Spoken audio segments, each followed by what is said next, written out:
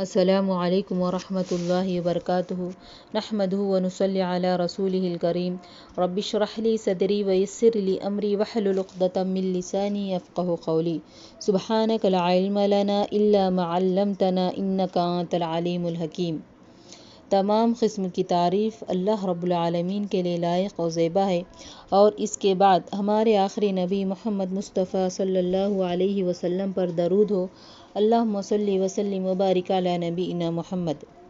عزیز سامعات، اس سے پہلے کے حصے میں ہم نے سنا تھا کہ سلطنت عثمانیہ جب عورت، دولت اور عیاشی کی طرف چلی، اس کے علاوہ عہدے کے پیچھے پڑی، یہی نہیں انہوں نے اہم فریضہ اعلاء کلمت اللہ کا فریضہ فراموش کر دیا، تو اللہ تبارک و تعالی نے ان پر زوال کا وقت لے آیا۔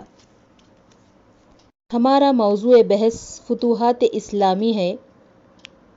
فتوحات کا ذکر ہو اور اس میں اہم شخصیات کا ذکر نہ ہو تو بات ادھوری ہے، اس لیے آج سے اہم مسلم شخصیات کے بارے میں جانیں گے انشاءاللہ۔ حضرت خالد بن ولید۔ حضرت خالد بن ولید انتہائی معروف سپہ سالار اسلام ہیں، بلکہ یہ کہنا بے جا نہ ہوگا کہ وہ اسلامی فتوحات کے سب سے زیادہ شہرت یافتہ سپہ سالار ہیں۔ خالد بن ولید نے چھوٹے بڑے کل 30 معرکوں میں شرکت کی۔ ان میں دور جاہلیت اور اسلام میں لڑے گئے کل ملا کر 30 معرکے تھے، یعنی دور جاہلیت میں بھی اور اسلام میں لڑے جانے والے کل ملا کے 30 معرکے میں شرکت کی۔ جنگی صلاحیتیں۔ حضرت خالد بن ولید ایک بہادر سپاہی ہونے کے ساتھ ساتھ ایک نمایاں ترین سپہ سالار بھی تھے۔ وہ خطرات سے بے پرواہ اور عقیدے کے پکے تھے۔ اپنے رب پر، اپنے آپ پر، اپنی فوج پر بہت اعتماد رکھتے تھے، اپنے ساتھیوں پر فخر کرتے تھے اور ان کی صلاحیتوں سے باخبر رہتے۔ وہ بلا کے ذہین، ہوشیار اور زود فہم تھے۔ جنگ کے دوران میں ان کی نقل و حرکت بہت تیز ہوتی اور وہ مواقع سے بہت فائدہ اٹھاتے۔ نہایت بے باک تھے، اپنے دشمنوں پر بہت بھاری تھے، خوش قسمت اور مبارک آدمی تھے۔ وہ اعلیٰ جسمانی صلاحیتوں کے مالک اور اپنے زمانے کے تمام ہتھیاروں کے استعمال کی مکمل قدرت رکھتے تھے۔ کامیابی انہیں تکبر میں مبتلا نہ کرتی تھی، اور وہ نازک حالات میں وہ کبھی پریشان نہ ہوتے۔ آج بھی ماہرین جنگ ان کے جنگوں کا مطالعہ کرتے ہیں تو صدیوں بعد بھی تاریخ ان کی حکمت عملی کی تصدیق کرتی ہے۔ وہ میدان جنگ میں ایک دشمن پر حملہ آور ہو کر ایسی سنسنی پیدا کرتے کہ وہ تعداد میں برتری کے باوجود مقابلہ کرنے کی صلاحیت کھو دیتے۔ بالکل بے بس ہو کر رہ جاتا تھا ان کا دشمن۔ وہ جنگ کو بلا ضرورت طول نہ دیتے، لمبا نہ کرتے۔ فوجی طاقت کو بچا کر رکھنے میں انہیں کمال حاصل تھا۔ انہی خصوصیات کی بنا پر مسلمانوں کو یہ بات پسند تھی کہ ان کی قیادت ان کا سپہ سالار خالد کرے۔ خالد بن ولید کا تعلق قریش کے قبیلے بنو مخزوم سے تھا۔ قریش کے دفاعی و جنگی معاملات اسی قبیلے کے سپرد تھے۔ ان کے والد ولید بن مغیرہ کا شمار قریش کے دولت مند سرداروں میں ہوتا تھا۔ دور جاہلیت میں خالد ہنر مند نہ ہونے کے باعث کسی خاص پیشے سے وابستہ نہ تھے، وہ بیکار تھے، چنانچہ وہ گھڑ سواری اور ہتھیاروں کی مشق کی طرف مائل ہو گئے۔ خالد رضی اللہ تعالیٰ عنہ نے غزوہ بدر میں شرکت نہیں کی، البتہ غزوہ احد میں وہ قریش گھڑ سوار دستے کے کمانڈر تھے۔ اس غزوے کے پہلے دور میں مسلمانوں کے تیر انداز دستے نے اپنی جگہ چھوڑ دی۔ خالد نے جب دیکھا کہ مسلمانوں کی پشت خالی ہے تو وہ اپنا دستہ لے کر گھومے اور پہاڑ پر چڑھ کر پیچھے سے حملہ کر دیا۔ وہ اس وقت ابھی کافر تھے۔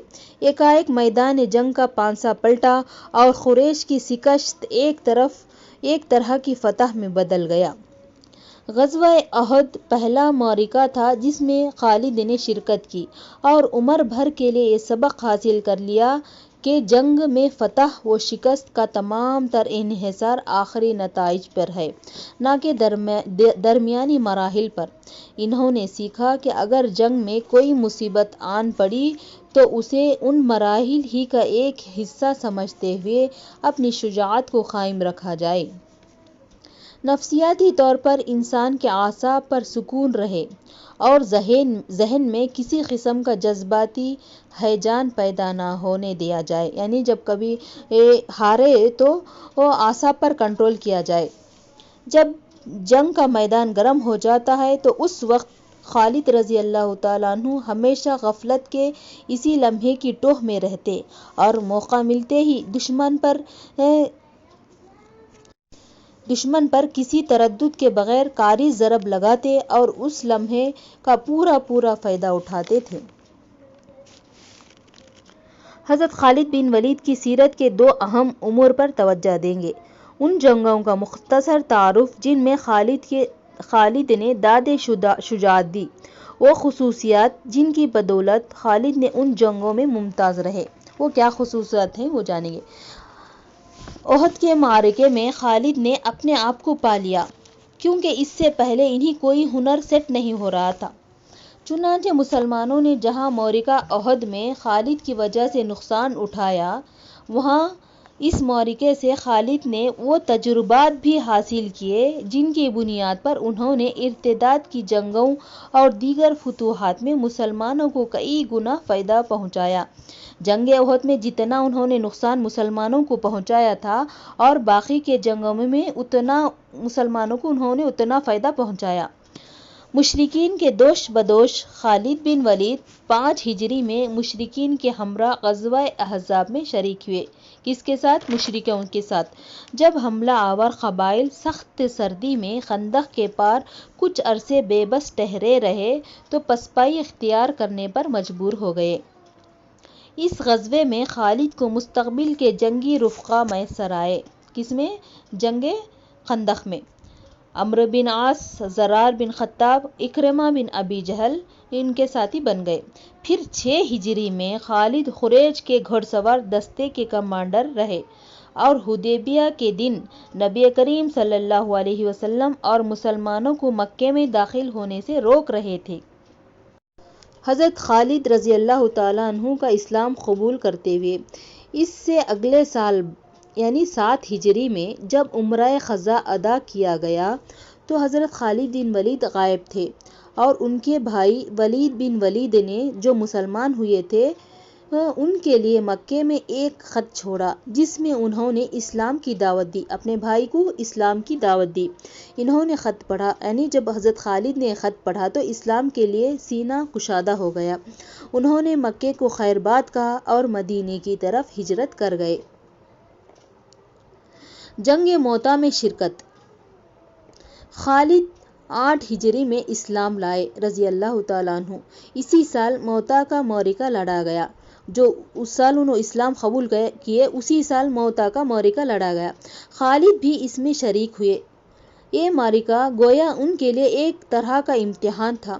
آیا ان کا دل مکمل طور پر اسلام کے تابع ہوا یا نہیں ہوا؟ لشکر کی قیادت رسول اللہ صلی اللہ علیہ وسلم کے آزاد کردہ غلام زید بن حارثہ کو سونپی گئی اور ان کا نائب جعفر بن ابی طالب کو مقرر کیا گیا۔ حضرت خالد کو اس معرکے میں کوئی منصب نہ ملا، وہ ایک عام سپاہی کی حیثیت سے اس میں شریک ہو گئے۔ دوران جنگ میں تینوں سپہ سالار یعنی ایک بعد دیگر شہید ہو گئے تو نہایت مایوس کن حالات میں مسلمانوں نے خالد بن ولید کو اپنا قائد منتخب کیا، یعنی جلدی میں اب وہ جھنڈا گر رہا تھا تو مسلمانوں نے حضرت خالد بن ولید کو اپنا نائب قائد منتخب کیا۔ اس صورتحال میں مسلمانوں کے پاس صرف ایک راستہ تھا کہ وہ جنگ سے ہاتھ کھینچ کر واپس ہو جائیں، لیکن یہ بھی آسان نہ تھا۔ اس نازک حالات میں بالآخر خالد بن ولید نے ان کو لڑاتے ہوئے صحیح سلامت میدان جنگ سے نکال کر لے آئے اور مسلمان ایک بڑے نقصان سے بچ گئے۔ فتح مکے میں شرکت۔ یعنی 10 رمضان 8 ہجری کو مسلمانوں نے فتح مکے کے لیے روانہ ہوئے اور خالد رضی اللہ تعالیٰ عنہ بھی اس دستے کی کمان کر رہے تھے۔ اسی طرح انہوں نے نبی کریم صلی اللہ علیہ وسلم کی ہمراہی میں حنین اور ثقیف کے غزوات میں بھی شرکت کی۔ حضرت ابوبکر صدیق رضی اللہ تعالیٰ عنہ نے کہا کہ میں نے رسول اللہ صلی اللہ علیہ وسلم کو سنا کہ آپ فرماتے تھے، خالد بن ولید اللہ کا اچھا بندہ اور اچھے خاندان کا ہے۔ اللہ کی تلواروں میں سے ایک تلوار ہے جو اس نے کافروں اور منافقوں پر اٹھائی۔ اس کے بعد خالد سیف اللہ کے لقب سے معروف ہو گئے۔ نبی کریم صلی اللہ علیہ وسلم کی وفات پاتے ہی جو جنگیں لڑی گئیں، ان جنگوں کے ہیرو خالد بن ولید ہی ہیں۔ باقی کا اگلے درس میں جانیں گے انشاءاللہ۔ وآخر الدعوانا ان الحمد للہ رب العالمین۔ السلام علیکم ورحمۃ اللہ وبرکاتہ۔